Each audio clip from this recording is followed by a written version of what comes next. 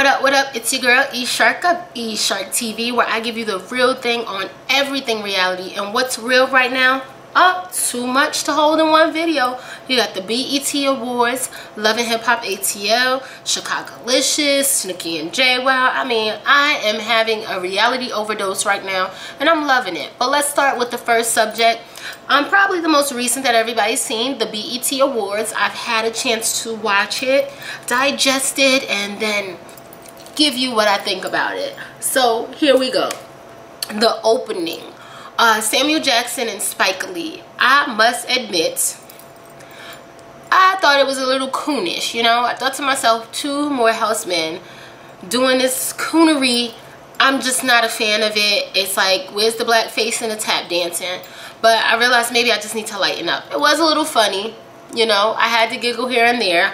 Awkward, coonish, but funny. So maybe I just need to lighten up. Y'all let me know. But I enjoyed it. Overall, the show was pretty good. Better than past years. I mean, there was no Source Awards. I give you that. So I enjoyed it. The production seemed okay. They had a few snafus here and there, but nothing too big to complain about. I enjoyed a lot of the performances.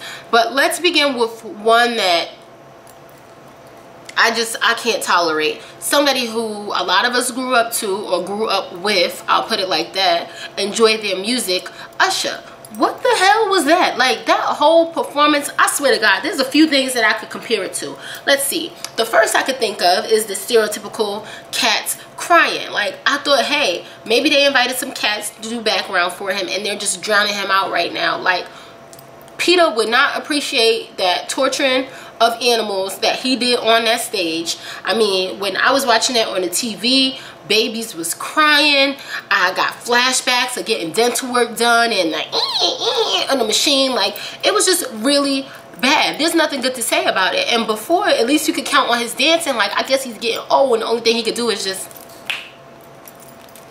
snap, shadow, snap. But it was really bad. I didn't enjoy it at all. If they could have got rid of one person, I say that one person should have been Usher. Usher should have been voted off the island, okay? Because I just wasn't with it. I didn't know what he was doing or where he was going with it. I wasn't part of the plan. I'm sorry. That's that. Somebody who rebounded for me in terms of performances was Nicki Minaj. During the Grammys, I was utterly disgusted. I did not know who this person was. And I believe in growth just like the next person, because a lot of people was like, oh, she's being creative. Oh, growth.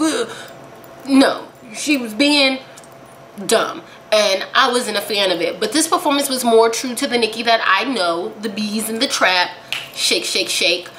She danced, which I appreciated because I feel like at certain points you need to grow in a good way as an artist. And she's trying to add a few steps here and there, and it wasn't bad. She stayed coordinated. She gave her pop, pop, pop, pop, pop, flip it, crack it up, then whip it. You know, she did really good. So I'm alright with that performance. I enjoyed it. There were a lot of tearful moments for me, a lot of things that reached my heart.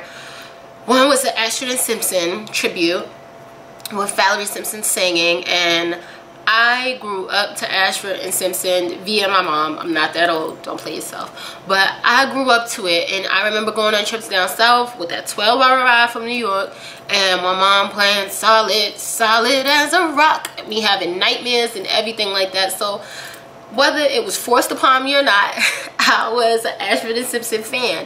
And to see her singing without him, you know, it's really weird when you're used to two people always being together and then it's just that one person. I'm not gonna lie, I got a little teary-eyed. And also the Whitney Houston tribute, I definitely got teary-eyed.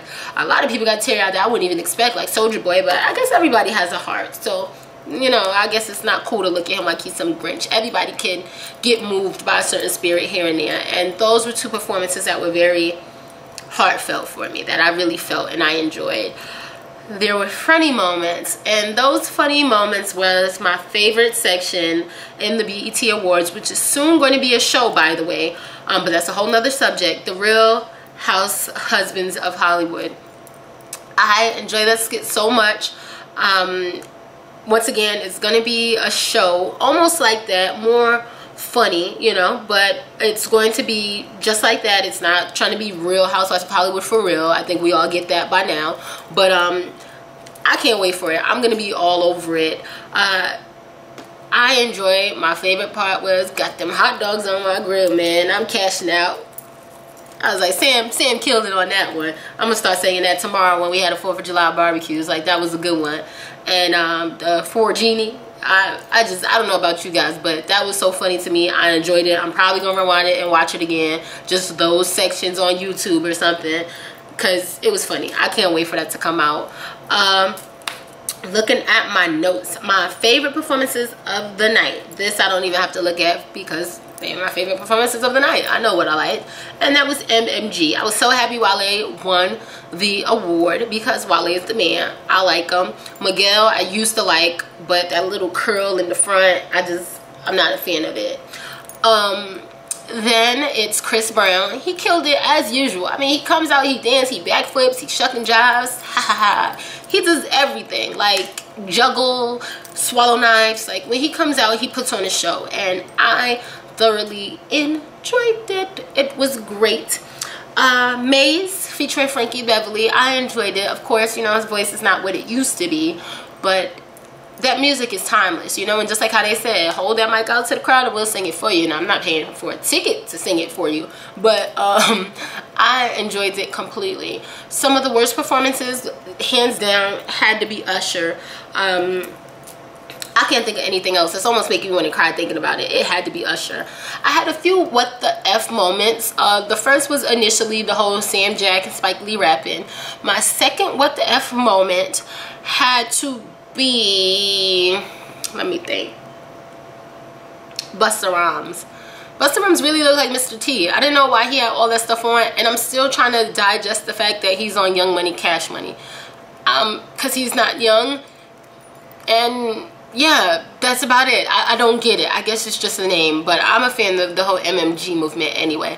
Not saying I have anything against the whole Young Money crew, but we'll leave it at that. I just didn't get Buster's whole attire. D'Angelo, that was a little what the F moment for me, because everybody was screaming and they were talking about the comeback of D'Angelo, and I'm like, don't get me excited, because when you talk about the comeback of D'Angelo, I'm thinking that you're talking about the how does it feel, plack cat, Sparta D'Angelo. You know what I mean? That D'Angelo that came out was like, oh, my cousin D got out of rehab and he still could sing, which I appreciate. Now, once we put the body aside, the vocals were there. I enjoyed it. He had a lot of funk, a lot of pizzazz, and I was all for it.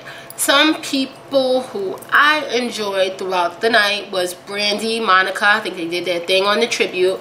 Tyrese, of course.